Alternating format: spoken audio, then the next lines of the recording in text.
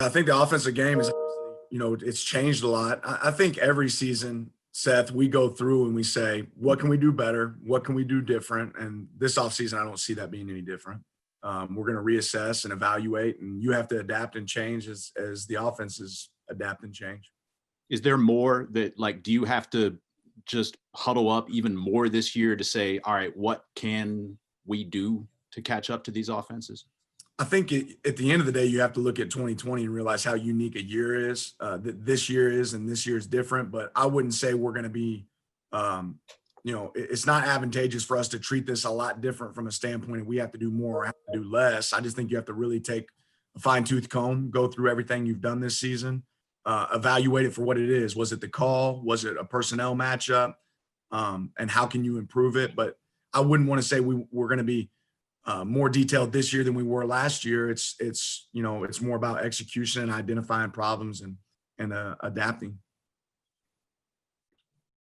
Coach, I just want to ask you, just as far as teams gunning for it, I know every team has a game plan, every team studies defenses, but obviously what you guys did last year, everybody had to have Georgia circled. How many different things did you see that looked like it was schemed specifically for you, as far as things where you said, wow, we hadn't seen that one before?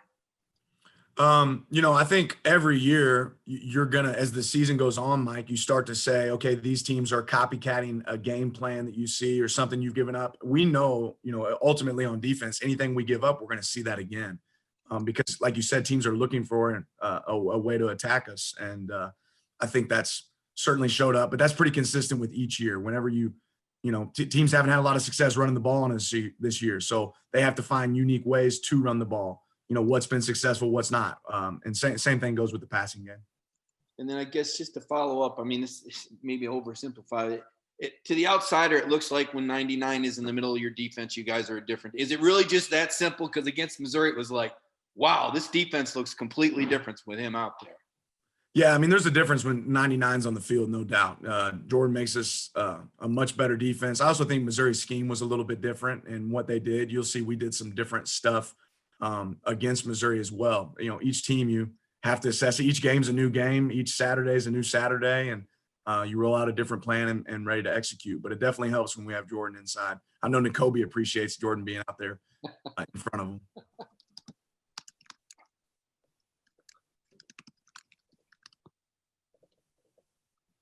Okay, let's go to Chip Towers from the Atlanta Journal-Constitution, and then Anthony Dasher. Questions for Coach Lanning or Nakobe Dean. Yeah, for both Coach Lanning and Nakobe, if you could take this second. But I'm not sure that I can tell that you've seen a quarterback quite like Desmond Ridder during this season. So I just wonder about some of the unique aspects that he brings to trying to defend him.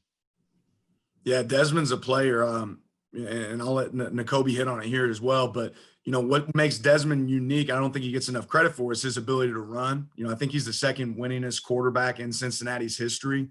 Has a really strong arm, is up for basically every award for the quarterback. And I would put him in the top 3 quarterbacks we've played this season, in my mind, as far as execution, understanding of an offense.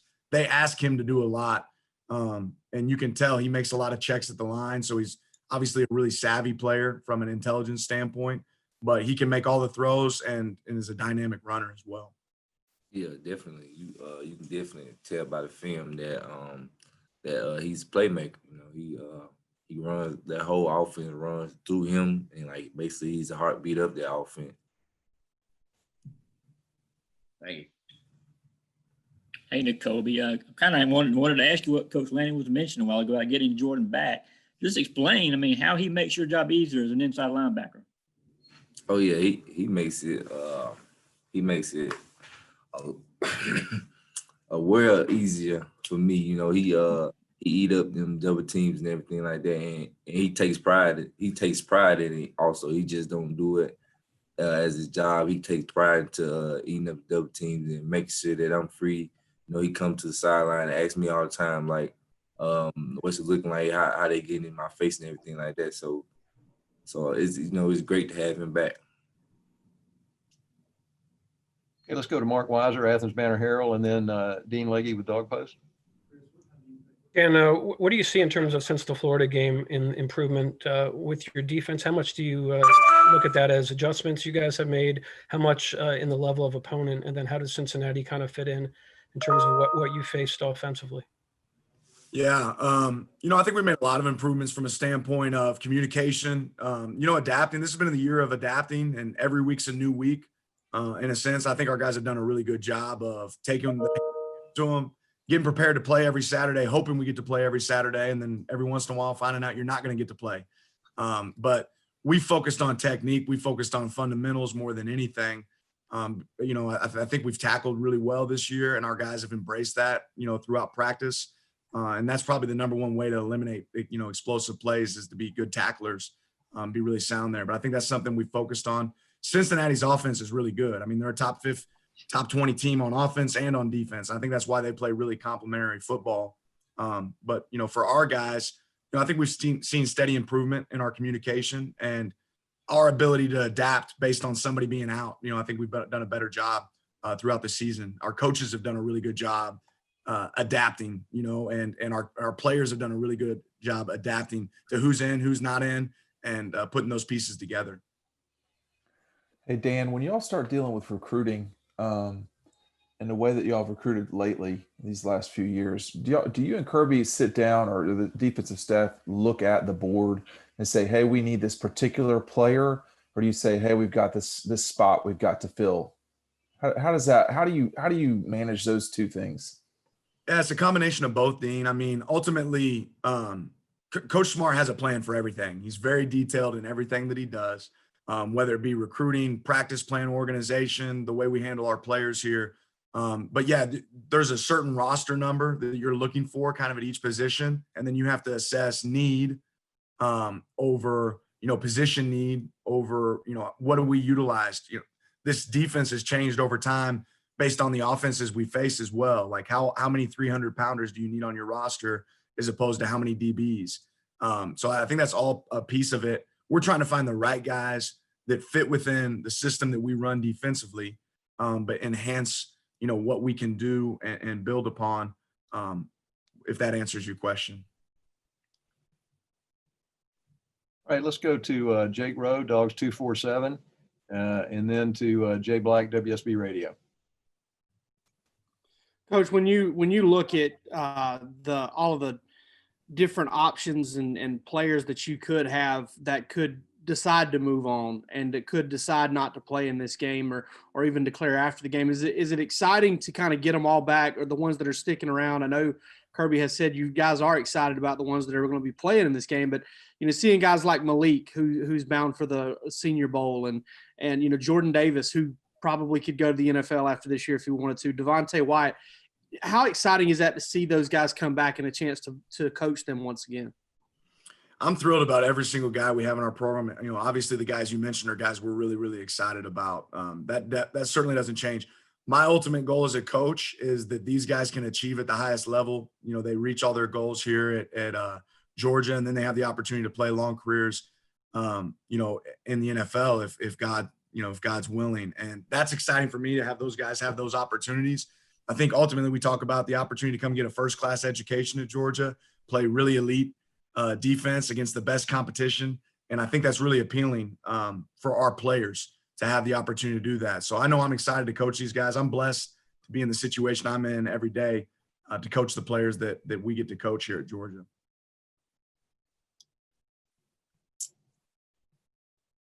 Jay Black, do you have a question? All right, let's go to Charles Odom from the Associated Press, and then David Pascal from Chattanooga. For Coach Lanning, you mentioned at the start, this has just been a different year. Do you think that there is a direct relationship between COVID and scoring being up nationally? I don't know that I'd say that.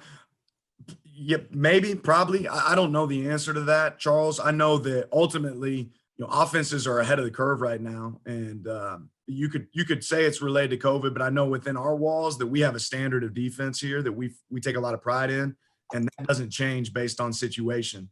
We take a lot of pride in our mental agility and our ability to adapt. But if you sat here and said that offenses aren't scoring more points, you'd be lying. That's obviously happening. So we have to continue to adapt and build off of that. Is some of that related to COVID? Yeah, probably. Is all that? No, certainly not. And I don't think we'll ever use that as an excuse in our program. I know that.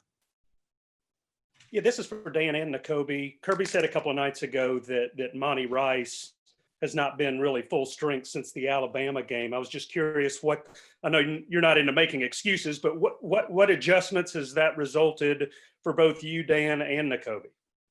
I'll let Nakobe answer that first. Well, personally, we haven't really made any much of adjustments.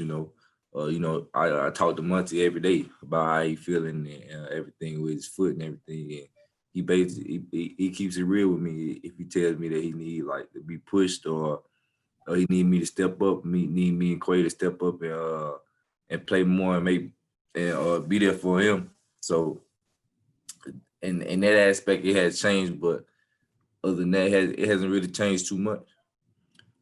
The one thing that's probably been an adapting piece for us is the multiplicity of, each week not knowing necessarily who you have. You probably ask guys to know more positions. And in turn, David, that's going to create, a little bit more simplicity on one side of the ball, because if you have to learn multiple positions or be able to do multiple things, you need to shrink your package to be able to adapt to that. Thank you. All right, let's go to Roddy Nabulsi with UGAsports.com and then Connor Riley with Dog Nation. Your freshman defensive backs, we can see them in games sometimes, but there's a lot of times we don't get to watch practice. So could you give us a breakdown of your 4 defensive backs, Branch, Kimber, Burns, and Keely Ringo? Kind of let us know where Ringo is in his rehabilitation.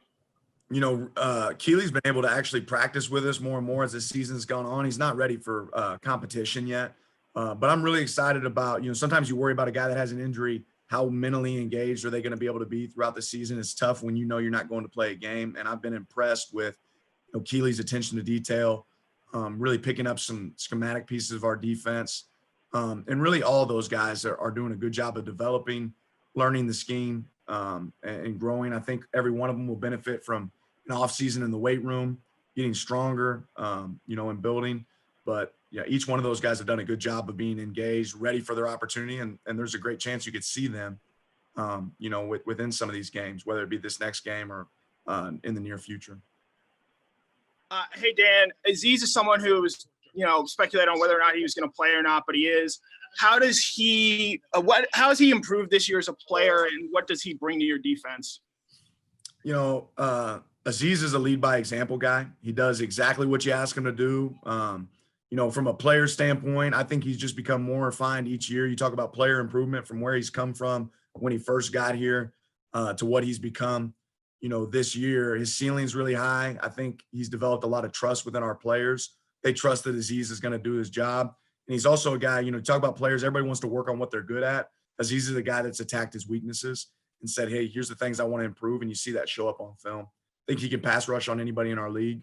I think he's really good at setting the edge and playing the run, which is something you have to be able to do both in the SEC. You can't be one or the other. All right, let's go to Brandon Sudge, Macon Telegraph, and then Palmer with Dogs 247. Hey, Dan, so in terms of your defense, how much did everything change when you didn't have Richard after the Kentucky game? I mean, how important has he been to your defense and the potential of having him back? How much does that excite y'all for Friday afternoon game? Ultimately, if you look at Richard's career at Georgia, Richard's been a playmaker, and it's exciting when that guy brings a certain level of energy and juice when he's on the field. He finds himself around the ball. That's really exciting. We don't just completely change our entire scheme because one guy's in or out, but when you have experience, there's nothing that replaces experience on the football field. And Richard has a lot of experience, suiting up for the Georgia Dogs. So that's a big piece of it for Richard. And certainly excited if we get an opportunity to see him on the field. Along those same lines, how would you assess the play of Chris Smith this season in replacement of Richard? Yeah, I think Chris has done a good job being adaptable and ready. And Chris is a guy that's, been patient, waited his turn. You always point out guys beginning of the season, you don't know when your moment's going to come, but we're going to know when you're ready. And you get out there on the field and ready to perform. I think Chris has done a good job of that, operating within the scheme. And he's gotten the more reps Chris has gotten, the better he's gotten each week. Okay, we've got time for maybe 2 more questions, and let's let anyone who wants to jump in, go ahead. Hey, Dan, this is Dean Legge again. I wanted to ask you, was there a time in the season or a moment in the season when you realized how bad the pandemic was and how bad y'all were dealing, how difficult it was for y'all to deal with it, and not just in theory, but in practice? The mental agility piece is gone, really starting all the way back to this summer, Dean. And I don't know if there's one moment that sticks out over the other. It's just every day you come into work and in the past you said, okay, I have an expectation for what we're going to be able to attack today, what personnel groups we're going to be able to use, what people we have available. And we've realized really quickly in 2020 that that's not a reality. You have to be ready to change, whether it be 5 minutes before a meeting, somebody gets dinged or somebody goes out. I want to give credit to Ron Corson and Coach Smart for really having a plan. Every single day we've stepped in here. If this happens, here's our reaction. Our trainers have done a really good job, and our coaches and players have all done a really good job adapting, whether it's us moving a guy for a position for the day.